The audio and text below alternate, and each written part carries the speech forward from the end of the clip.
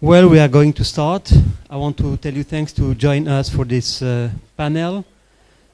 I'm going to say very few words to introduce our distinguished guests who accept to join us and to participate to this panel named What International Response to Solve the Crisis and Promote Reconciliation. Now I'm going to move in French if you don't mind.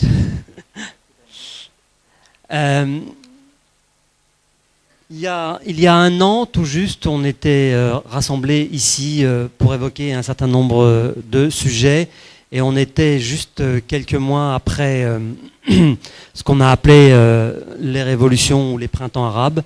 Chacun y trouvera le terme qui lui convient le mieux. Un an après, force est de reconnaître qu'il y a beaucoup plus d'interrogations aujourd'hui que d'enthousiasme sur les orientations et sur les directions politiques compris un certain nombre de pays, mais également sur les perspectives qui sont aujourd'hui plus compliquées, qui ne se dessinent pas de manière très très claire encore. C'est le cas notamment en Libye, en Tunisie, en Égypte d'une manière générale. Je crois que tous les pays qui ont été concernés par des mouvements populaires, des soulèvements de grande ampleur sont aujourd'hui dans une situation compliquée. Et mon sentiment est que finalement on est moins aujourd'hui dans des situations de transition vers un processus démocratique que de tenter de réconcilier ce qui reste des appareils d'État issus des régimes autoritaires ou dictatoriaux et les sociétés et les peuples. C'est déjà en soi un processus qui est extrêmement compliqué et qui surtout prend énormément de temps. Ça signifie évidemment insuffler l'idée démocratique et le processus démocratique et séculariser un certain nombre de pratiques. La situation de la Syrie dans les 2 ans que nous venons de vivre est évidemment un peu particulière parce que malheureusement aujourd'hui on observe que c'est un pays qui a vraiment basculé dans la guerre civile.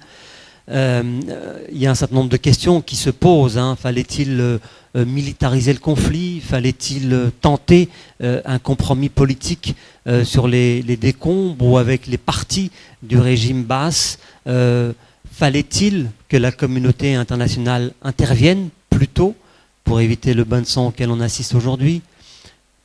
Toutes ces questions, évidemment, vous les connaissez. Je pense que nous avons la chance ici d'avoir des personnalités compétentes dans leur domaine, et puis pour 2 d'entre eux qui sont également très impliqués et très actifs. Je vais m'arrêter là.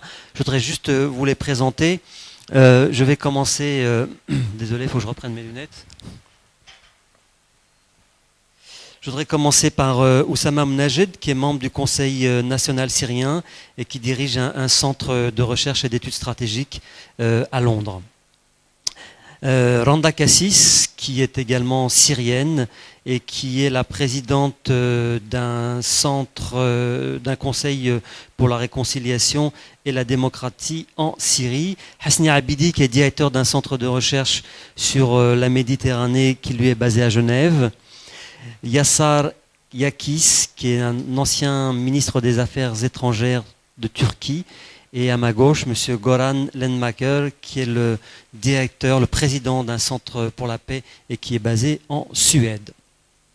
Je voudrais peut-être, pour commencer, pour qu'on ait tous bien en tête et à l'esprit les termes du débat avec ces enjeux, demander à Hasni Abidi, qui a une vision globale en tant qu'académique et universitaire, de nous dire ce qui, selon lui, en Méditerranée, distingue les différents mouvements politiques ou sociaux ou identitaires. Et la Syrie est peut-être l'un de ceux-là ou l'un des 3 que nous avons vu apparaître à partir de la fin 2010 et tout au long de l'année 2011 et 2012. Hasni, pardon, merci. Merci, Monsieur le Président. Bonjour à tous. Évidemment, la crise syrienne présente en effet l'élément le plus compliqué et le plus difficile dans ce processus appelé le printemps arabe. Et sans bien sûr revenir sur les différences entre chaque séquence, je vais vous dire quelques éléments concernant la crise syrienne pour la placer dans son contexte général. le bilan de la crise syrienne est le bilan le plus lourd. La facture, elle est très importante à la fois sur le plan politique, mais aussi sur le plan humain. Selon les statistiques d'une organisation proche de l'opposition, on est entre 37 000 et 39 000 morts donc dans les civils. Au niveau des militaires, les statistiques, c'est entre 9 000 et 11 000. Mais le nombre de déplacés à l'intérieur comme à l'extérieur est exorbitant pour un pays qui n'a pas la tradition d'avoir un nombre aussi important de déplacés et d'exilés. Donc la facture, elle est très importante. Il se trouve que la Syrie aussi, elle est victime ou tributaire d'une géographie pas toujours favorable. Elle est dans une situation qui, à mon avis, et comme vous le savez tous, une situation ou une position très délicate et très importante pour les grandes puissances. Je pense bien sûr aux États-Unis, je pense aussi aux pays voisins de la région, ce qu'on appelle les nouvelles émergences, les nouveaux pays émergents comme la Turquie, comme l'Iran et aussi comme Israël.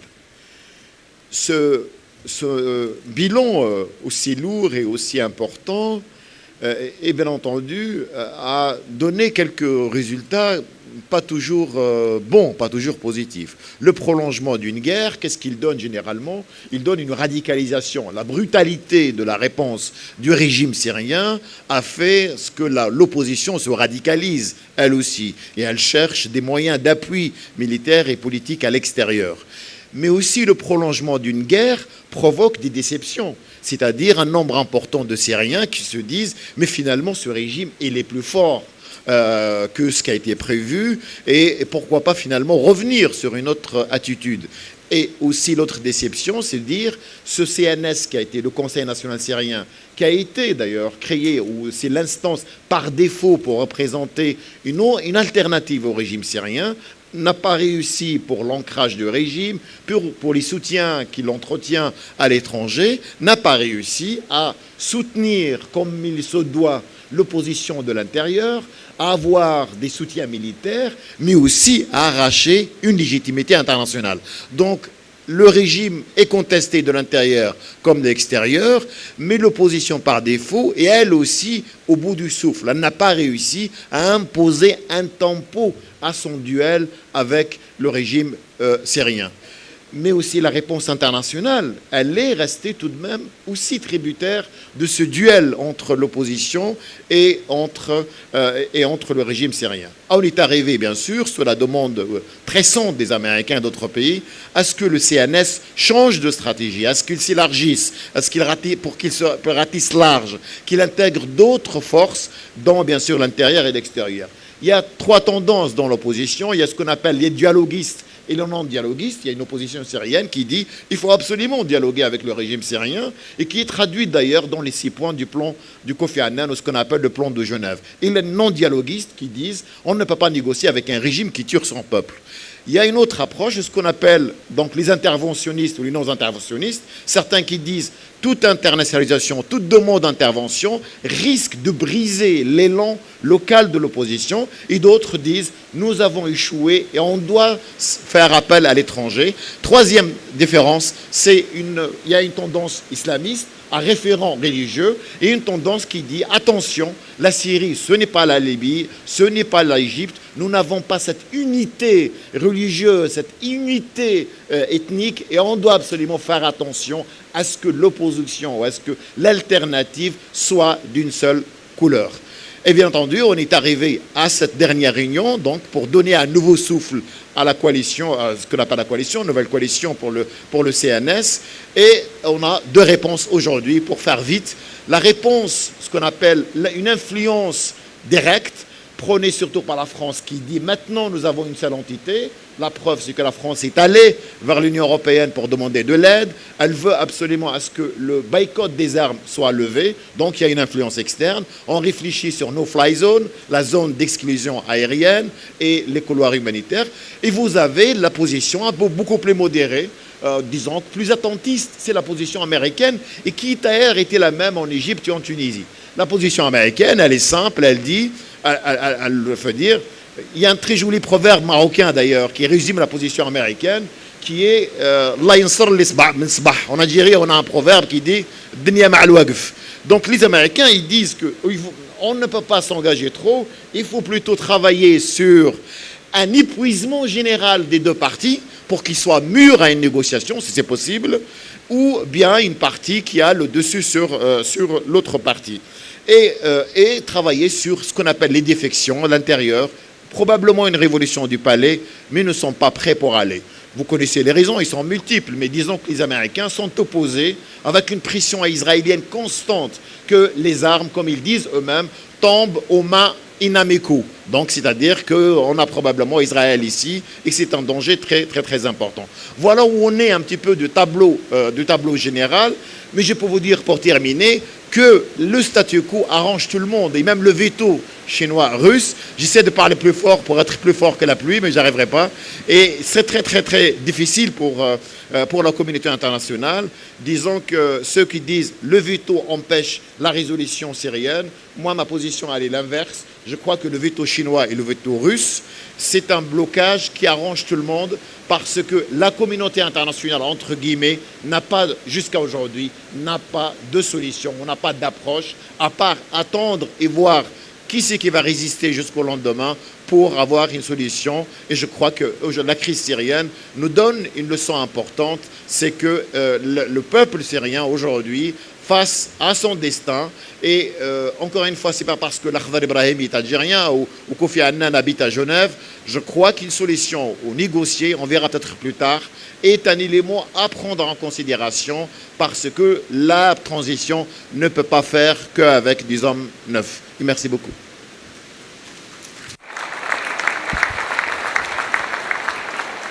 Merci beaucoup Hasni. Effectivement, il va falloir qu'on fasse tous des efforts pour éviter que la tente ne nous tombe sur la tête. En fait, ce que vient de nous rappeler Hasni, c'est effectivement qu'il y a des enjeux stratégiques énormes avec des acteurs qu'on connaît, anciens. Hasni les a rappelés, les États-Unis et Israël notamment. Et puis il y a des acteurs stratégiques pour la Syrie depuis déjà longtemps, que sont notamment l'Iran. Il y avait une relation particulière avec la Turquie, mais qui depuis le début du conflit s'est considérablement dégradée. Alors, puisque nous avons la chance d'avoir avec nous un ancien ministre des Affaires étrangères, Mr. Minister, what will be the issue for your country, and what can the diplomacy do for this conflict about people, Syrian people? Thank you very much. Turkey at the beginning sided on the right side with in the Syrian conflict by choosing to support the people when the people of a country is faced with its dictator. So Turkey made the right decision. But whether at the following stages it should have maintained some sort of the channels of communication open with the leadership in Syria, there I believe that Turkey shouldn't have burned all its ships with the regime so that it could have channels of communication open in order to remain as an actor, as a player in the Syrian crisis. But Turkey chose, for reasons perhaps acceptable, chose to burn all the ships with the Syrian leadership. Then it lost all its leverages to play a role. Now this vacuum is filled by Iran and by Russia.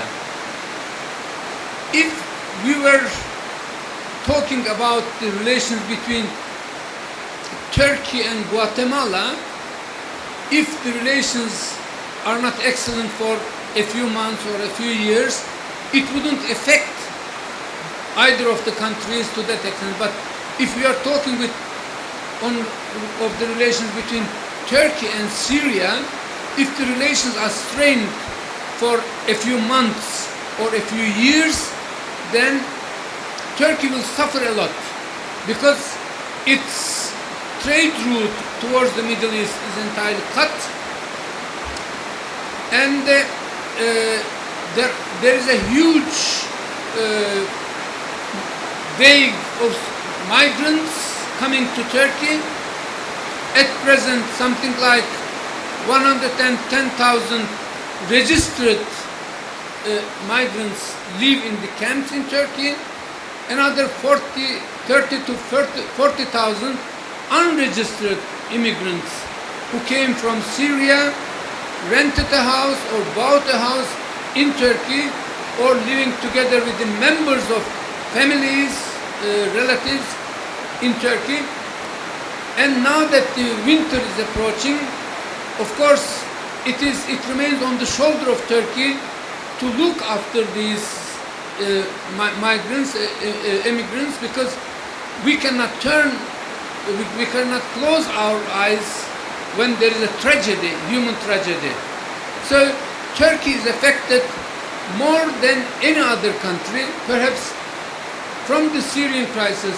It is Syria itself that suffers the most, and the next country is Turkey.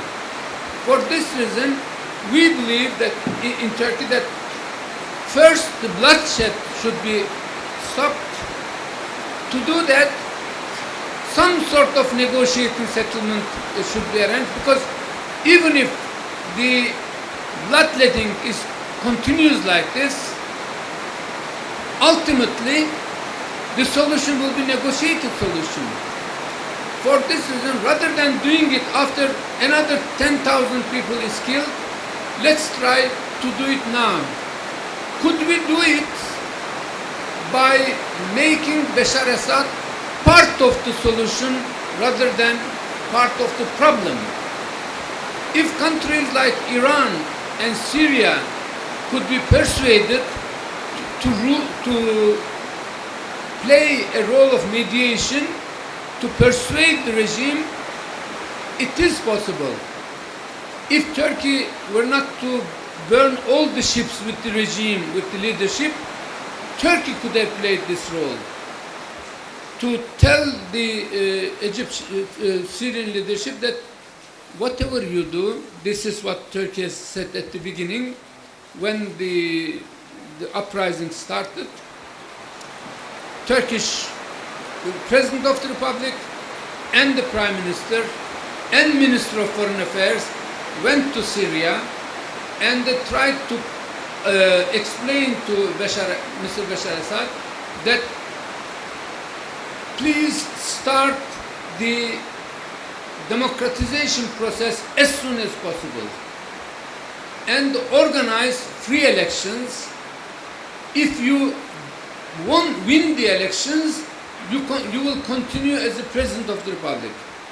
If you lose the elections, then you will be regarded in the hearts and the minds of the Syrians who lost the elections but who introduced democracy to Syria. And Bashar Assad gave the impression to the Turkish interlocutors that he would do it. But most probably, later on, under the pressure of this Ba'athist ring that he inherited from his father, he could not go as far as that, and the escalation continued. What could be now at present? The first priority is to try to stop the bloodshed. And the supply of arms, either to the regime or to the opposition, is, in my opinion, every single weapon that enters Syrian soil is going to be used either to kill one supporter of the government or the supporter of the opposition. But both are Syrians. Whether they are members of the opposition or whether they are supporters of the government, they are our Syrian brethren. And the Syrian society, of course, when Randa and other knowledgeable people are here, it's not up to me to analyze to that extent, but the Syrian society is not divided with a clear-cut line, and on one side of the line there are only the supporters, there are Sunnis and the opponents of the regime. On the other side there are Nusayris or Alawites that are in support of the regime. It's not like that. There are Alawites that are against the government, and there are Sunnis that are supporting the government, and sometimes in one family there are divisions. The mother says that I don't want my children to be killed, I am prepared to live with this man, Bashar Assad, but please let us stop the bloodshed. So even one family, there may be divisions. So the Syrian society is not divided with clear-cut lines. For this reason, the priority in the international community should be to stop the bloodshed and also to secure a transition which will not push the country into a chaos. Because after the fall of the Bashar Assad regime, if the country falls into chaos, then there will be more victims on both sides to begin with, and the country may turn into a terrain of the proxy war. So the Syrians will be killing each other for the sake of outside PowerPoint, outside forces or outside actors. This should not be allowed to happen. This is what I want to say at the beginning. Perhaps with the questions I will elaborate in further detail. Thank you. Thank you very much, Mr. Minister, for this presentation. I would introduce now Oussama Mounajed, which is one of the members of the National Syrian Council, who was in Doha for the compromise. So, Oussama, can you tell us, if is it possible for you, of course, there is no secrets, to explain how did you achieve the compromise that which is able in Doha? Well, the idea was to reach some kind of agreement amongst the Syrian opposition to create a platform to counter the narrative that the Syrian opposition is divided. At the early stages of the revolution, the early few months, the narrative was in the international community, in international media, that you need a political representation of the revolution. So we had to create a political representation, which is the Syrian National Council. And then the narrative, the new narrative that emerged was, oh, you need to be inclusive, you need to be inclusive, you have to include everyone. So we had to include lots of, obviously, other factors and fractions, and what we ended up with is a huge, bulky body that couldn't make decisions or move forward. So the new decision was, oh, you have to reform the SNC, you have to reform the Syrian National Council, and that also took us for a few months. And then during the reform process, obviously divisions emerged, and some people left and some people agreed on a few points and others. The narrative that emerged later, early this year, was you are divided, you're not, you don't have one unified agenda, and so on. So we have to create this kind of one unified platform. It took us months to reach this stage. This is by far the largest representation of the Syrian people. And I don't want to say only the revolution, but the Syrian people. The best effort so far. You cannot have a 23 millions agree on one point, never ever happened in history, and will never happen. But this is the best effort so far. A lot needs to be done more. Now what we end up with is a coalition where almost a third of it is the Syrian National Council and 2/3 of it is the military and civilian councils on the ground, representation of different forces and fractions and opposition forces.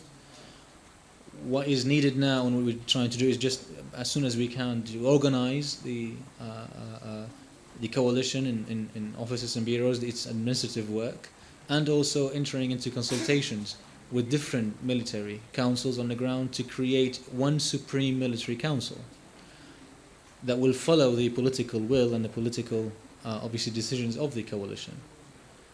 Now, in the past 48 hours, the Free Syrian Army announced that they created 4 main divisions of the FSA. Under these divisions, there will be different councils and units.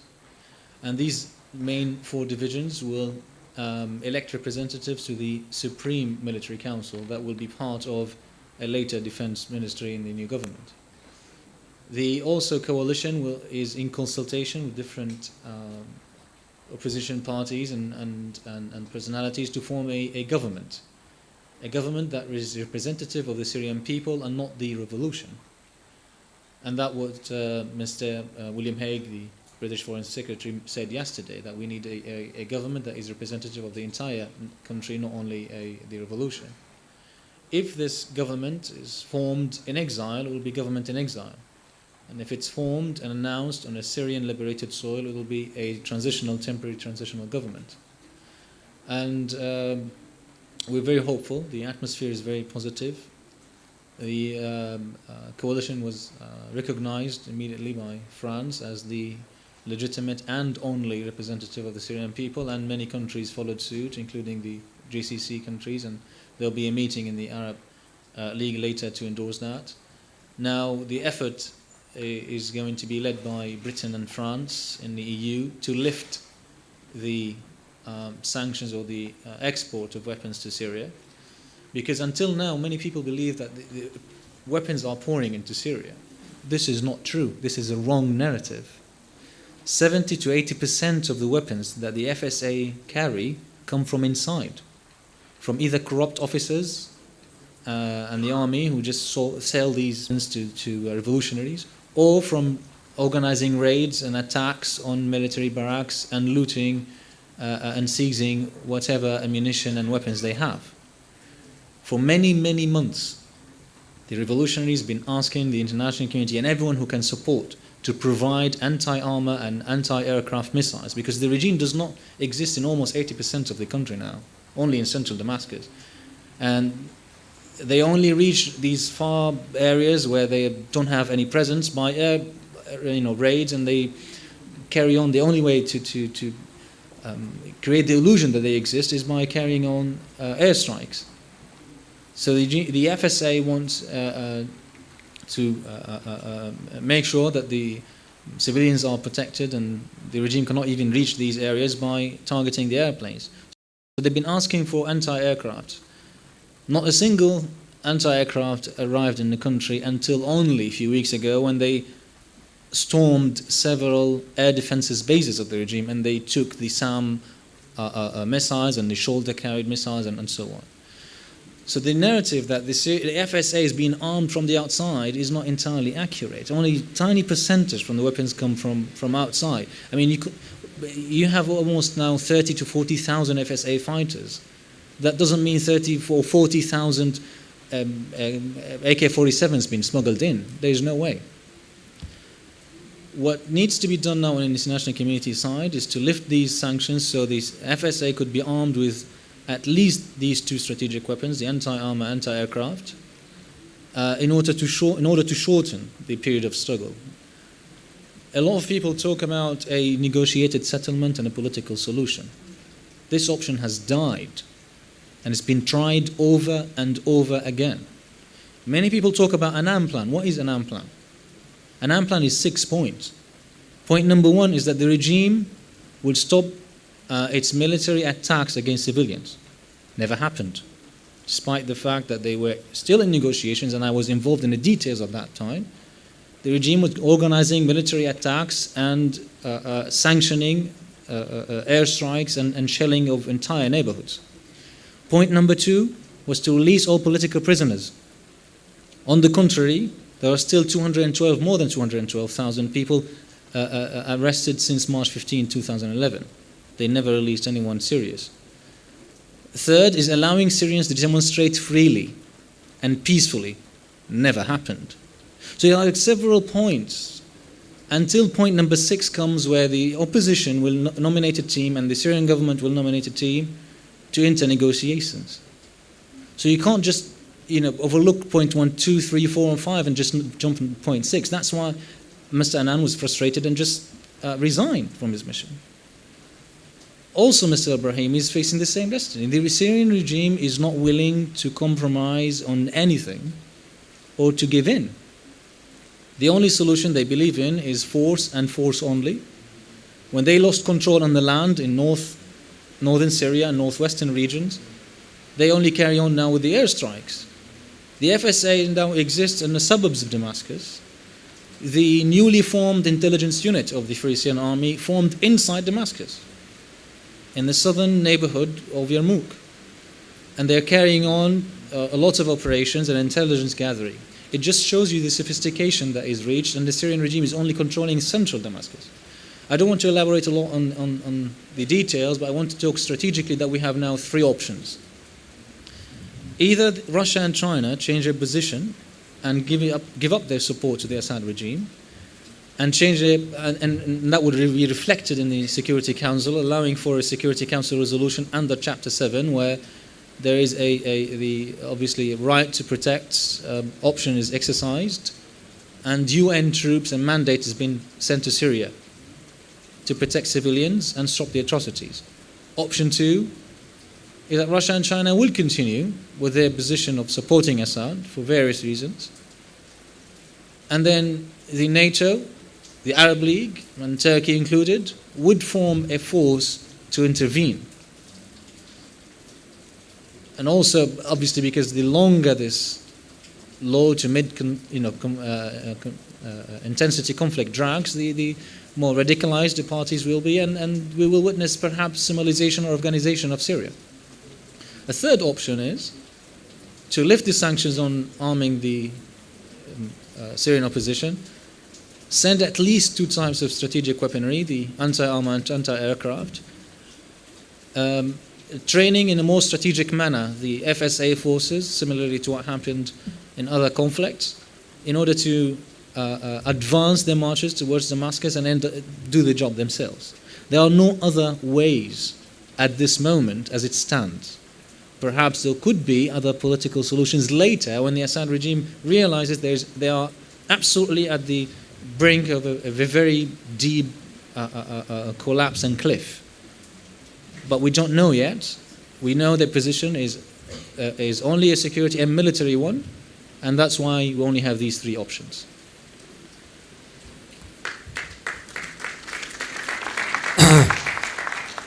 Thank you very much, Osama. I think that we are going back to the points, but first of all, I want to let the rule to Randa Kassis, which is the president of the Coalition of Secular and Democratic Syrians and member of the National Syrian. Le mouvement de la société pluraliste. Ok, thank you. C'est plus précis.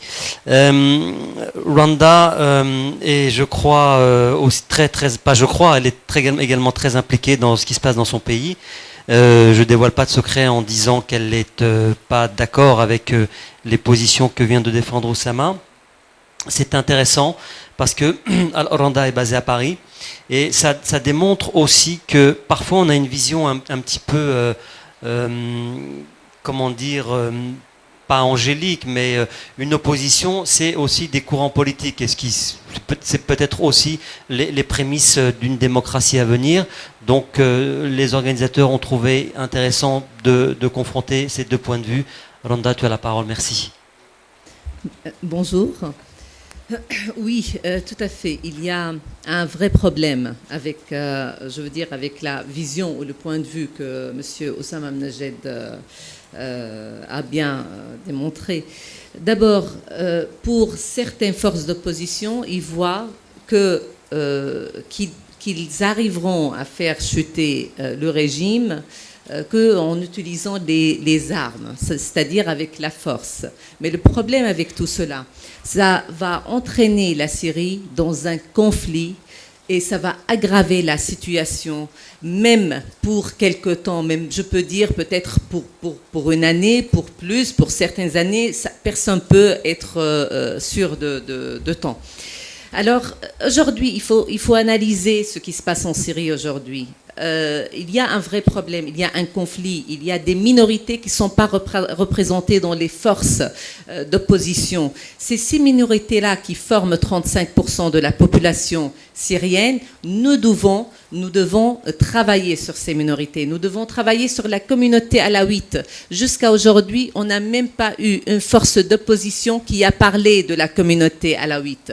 Jusqu'à aujourd'hui, il n'y a même pas eu un vrai travail sur la défection des officiers alaouites qui veulent qui veulent, je peux dire, qui veulent vraiment faire défection, mais le problème de ces communautés, que l'avenir pour eux est inconnu et on peut comprendre pourquoi. Il y a, on le voit bien, c'est-à-dire le régime et, on va dire, avant c'était le CNS, aujourd'hui le document fondateur de la coalition qui pose un problème, ils ont deux visions rigides, il n'y a pas de souplesse. Je suis d'accord qu'il faut bien sûr avoir de la force, il faut avoir quand même des forces combattantes, quelques forces combattantes qui sont à l'intérieur de la Syrie, mais c'est pas grâce, ce sera pas grâce à ces forces combattantes qu'on réussira à faire chuter le régime. Il faut avoir la force, mais en même temps, il faut aussi avoir de la souplesse pour négocier avec le régime. Et quand je parle de régime, je ne parle pas de Bachar al-Assad. Nous sommes tous d'accord pour le départ d'Assad, mais il faut séparer les deux. Assad, il faut le séparer de régime syrien. Ce régime, par exemple, dans le document fondateur de cette coalition, il y a 2 points. Le premier point, c'est faire chuter le régime avec tous ses symboles et ses piliers. Là, c'est comme nous demandons, ou plutôt nous poussons l'autre à combattre jusqu'à la mort. C'est un combat de vie et de mort, où vous, ou nous allons exister. Un juste qui va exister. Le deuxième point, c'est déstructurer les institutions comme l'armée syrienne qui va garantir la sécurité des Syriens dans l'avenir après la chute de Bachar al-Assad, si vraiment ils réussiront, parce que je doute fort qu'avec un document fondateur, que cette coalition arrivera vraiment à faire chuter Assad. On va voir, même, je peux dire qu'il y a une partie de la rue syrienne qui n'est même pas d'accord, elle veut le changement, mais elle n'est pas d'accord avec ces documents-là, avec la vision de l'opposition même, de ces forces d'opposition. Comment travailler sur cette partie de la rue? La coalition ne peut pas représenter toute la rue syrienne. Si elle représente cette partie, ou plutôt toute la rue syrienne, comme eux, ils prétendent dire, avec une coalition nationale, ça veut dire qu'on n'a pas de problème, à vrai dire. C'est-à-dire le régime pourrait se faire chuter très facilement, mais c'est plus compliqué que ça. Il y a un parti qui ne veut ni l'opposition, ni cette coalition, ni le CNS avant, ni le régime. Ils veulent d'abord être sûrs pour l'avenir. Ils veulent garantir leurs intérêts, ce qui est tout à fait normal. Je crois à une chose, qu'entre êtres humains, tout est basé sur les intérêts en commun. Si nous ne prenons pas voilà, nous ne comprenons pas ce point-là, nous n'arriverons pas à résoudre ou à trouver une solution. La solution doit venir de l'intérieur d'abord, pas de l'extérieur, de peuple syrien, de cette rue syrienne qui fait partie, bien sûr, une partie qui veut le départ de Bachar al-Assad, une autre partie qui veut aussi une réconciliation nationale et avoir un vrai changement et pas une vision radicale. Malheureusement, aujourd'hui, je ne suis pas contre l'armement de l'ASL, bien sûr, face à un régime répressif. Nous voulons tous quand même sauver les Syriens à l'intérieur. Mais il faut se poser quand même une question. C'est qui l'ASL ? Aujourd'hui, ces forces combattantes, oui, bien sûr, certainement, il y a des Syriens, des déserteurs qui veulent défendre les Syriens, qui veulent aussi faire chuter le régime, qui veulent le changement, qui veulent la démocratie, qui veulent.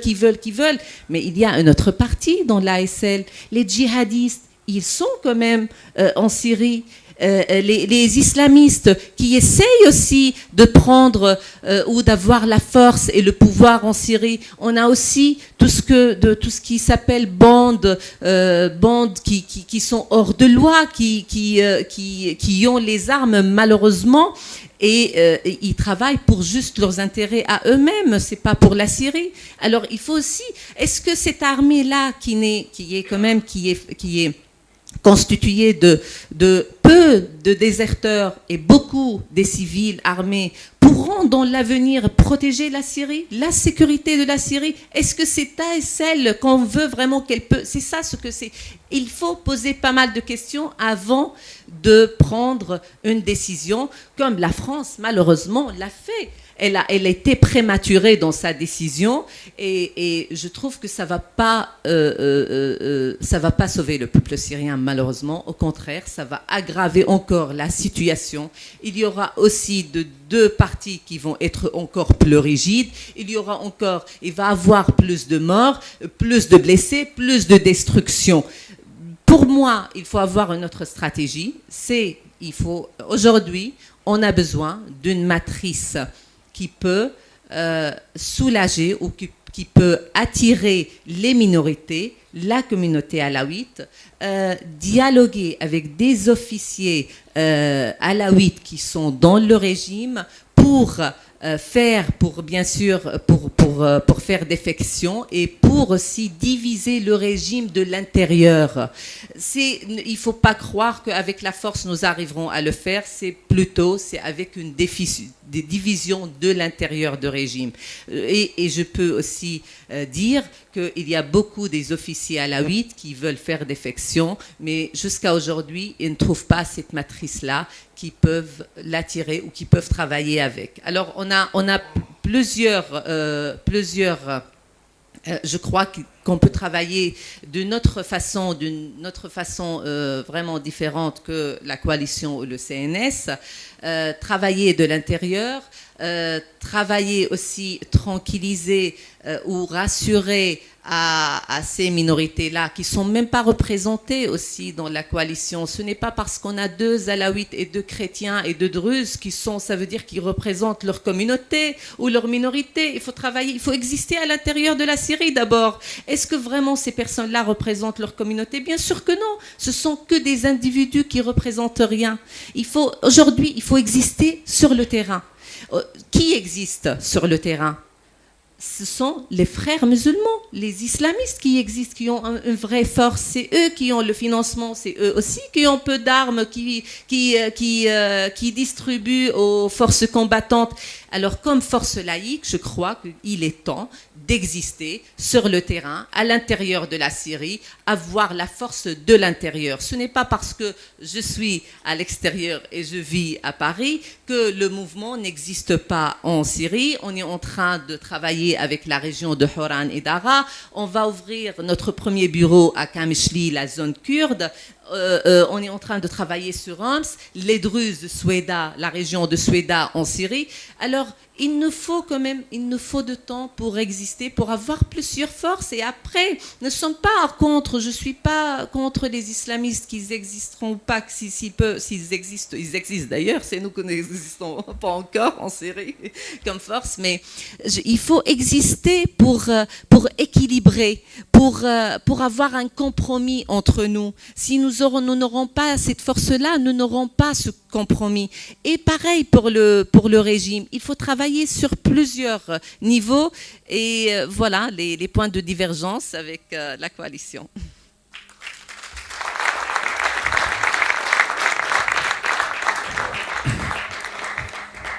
Merci Randa, je pense que nous aurons l'occasion de revenir sur cette divergence dans le débat. Je voudrais maintenant donner la parole à notre ami Goran Lenmaker.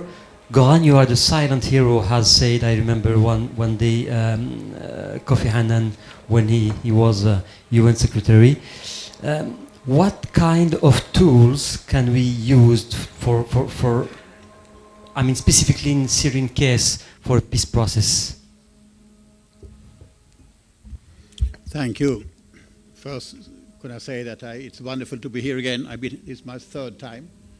As a European and a Westerner, I think it's very good to be in Tangier, to have perspectives that I usually don't get when I'm conferences in Europe or United States. So I think it's very important that these Med-Days are. Now coming to the subject, could I first say that from the outside, there are things that we could do differently. First, one of the pillars of the new international order was the shaping of the responsibility to protect. That was the idea that we never ever would see such things that happened in Rwanda, if you remember, 18 years ago. And what actually worked in Libya, stopped at least the violence. Then of course it's for the Libyans to develop their own country. That could not be done from the outside. And the first point is, of course, to stop the killing. That is usually the most important. It's been underlined by several of my co-panelists here. And there, unfortunately, we didn't get to the decision by the Security Council. I mean, that was the idea of the Arab League, that we should again have, for example, a new fly zone or whatever techniques you use. And I think this is a pity, because what's happening now is that the Syrians are now paying the price that we could not implement the new world order. It's not enough with new ideas if you don't implement them. And I think there will come a point, if the killing doesn't stop, when the outside world will be enraged enough to have some sort of intervention. If I go to my own country, Sweden, far away from Syria, I mean, on the other hand, with Northern Europe, far away, we have very little contact with Syria traditionally. Now, because we get a lot of Syrians coming to Sweden as refugees, but most Swedes, I would say, are just enraged. Why should there be such an amount of killing out of a regime? I mean, this is a popular feeling that is very widespread. In today's world, it's not a question just of neighbors. It's a question of the whole world, more or less. So stop the killing is number one. We know that from all conflicts. If you don't stop the killings, you don't have the further process. The other point I wish to make is to have some sort of a trustworthy idea of how Syria should be governed in the future. Since it's a country with many minorities, you describe 45% in different minorities and whatever, there must be some sort of governance that is trustworthy for all those who say that I will never be in a majority, but I will be sure that I survive or can live good in a future Syria. And there are lots of international experience there. I was myself partly involved when it comes to Bosnia once, that is now, 20 years ago almost, or 18 years ago. But nevertheless, to find mechanisms saying that, yes, I can live in a Syria that is open to all of us. Democratic Syria respects human rights and respects also minority rights, which is not only individual rights, but also sometimes some collective rights for a minority. There, of course, you need not only to have the idea, but also have it trustworthy. That could be the problem in a war situation, that even if you have the best idea, the best constitution, so to say, but who is there to implement it, to see that it actually becomes a reality, not just a nice piece of paper that will later be violated, for example, by a majority. And there, of course, comes the outside world that could help and support, not take the responsibility, but could help and support. And there I think perhaps the Arab League, don't know that too deep, but perhaps that could be at least part of a solution. Perhaps Europe. To find Turkey, certainly a neighboring country, to find a mechanism there that could help to see that such a solution is trusted, even those who are very skeptical. Because you have to get the agreement or the trust of those who are most afraid of a new situation, including, I guess, a lot of Alawites that would say that we belong to a minority that is seen as part of the dictatorship. And how could that be that I can survive and live well in the future inside Syria and don't have to flee the country? A third point is there must be also an economic progress in Syria with a future. And that is now what I would say is a big problem in both Tunisia and Egypt. You now have democratically elected government, but they must also deliver to the people a good standard of living, progress, development, and all that. There I think the European Union in particular has a responsibility. Since Mr. Leon is not here, I can perhaps speak for at least a small part of the European Union. And there I think there should be a very generous offer from the Union saying there should be free access to the European market, which of course for Syria would be a very important part, as it is for Turkey, for example. Part of the very Turkish miracle when it comes to economy is certainly part of its customs union with the European Union. Then EU should do much more. By the way, you can also offer that to Morocco, for example, which is not in crisis, and it's a good way to preempt problems. Then, of course, you come to some sort of a security arrangement, and that is my fourth point. That is the European lesson. I mean, Europe was after the Second World War, or even after the First World War, by the way, in a much worse position. We were perhaps one of the worst positions in the world.